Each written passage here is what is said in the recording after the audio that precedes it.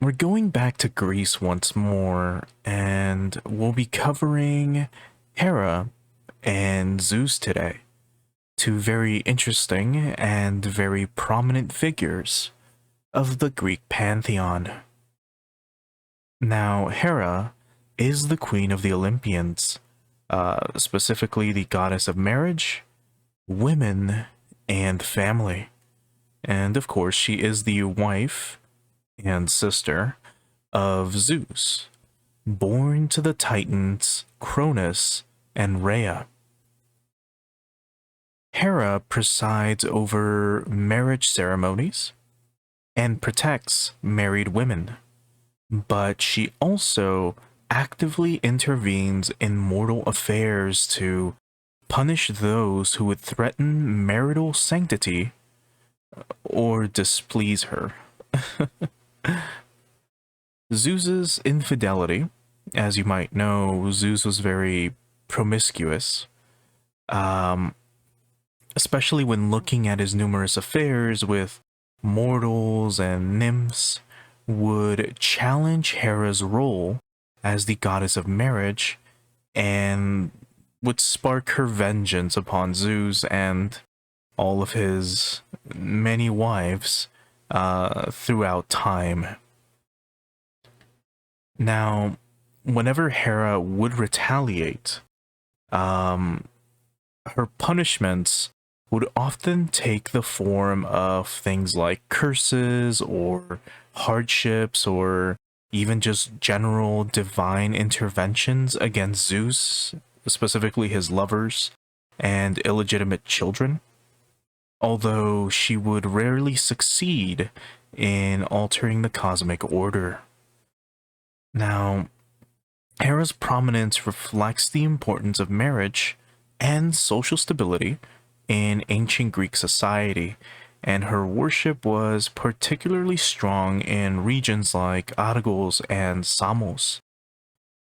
Zeus, on the other hand, is the king of the Olympian gods.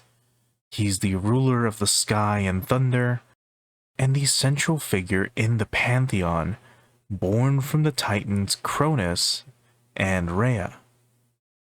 Now, as you might know, he led the Olympians in the Titanomachy, which is the 10-year war against the Titans, ultimately resulting in them overthrowing Cronus and establishing the new divine order on Mount Olympus.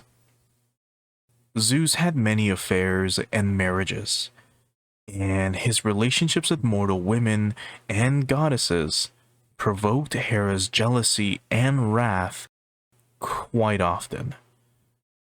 Despite Hera's constant attempts to punish Zeus's lovers and offspring, Zeus maintains his authority in using his power to protect his children and also to assert his dominance. Zeus emerged as the supreme deity during the rise of the Olympian order in Greek religion. He replaced the earlier Titan gods and symbolizes the shift from primordial chaos to a structured divine rule. There are many stories involving Zeus and Hera, or Zeus and his harem and what Hera tries to do to the offsprings, but one of them involved Io. Basically, Zeus seduces and impregnates Io, a mortal priestess, and that incites Hera's wrath, which leads to Io's transformation into a cow, mainly by Zeus to protect her from Hera's wrath, and it results in her wandering the world for a while.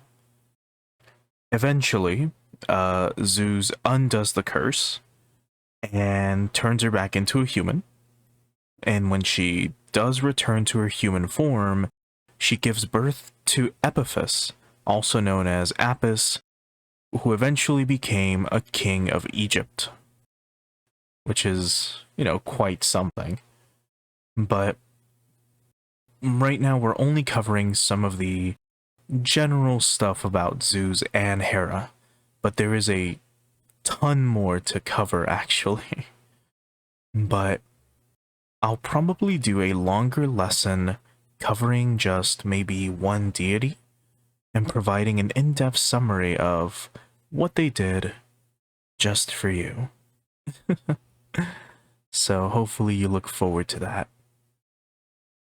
Either way, did you have fun? I'm glad.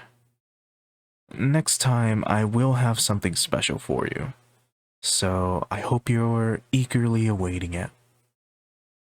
In the meantime, see you for now, my little pupil.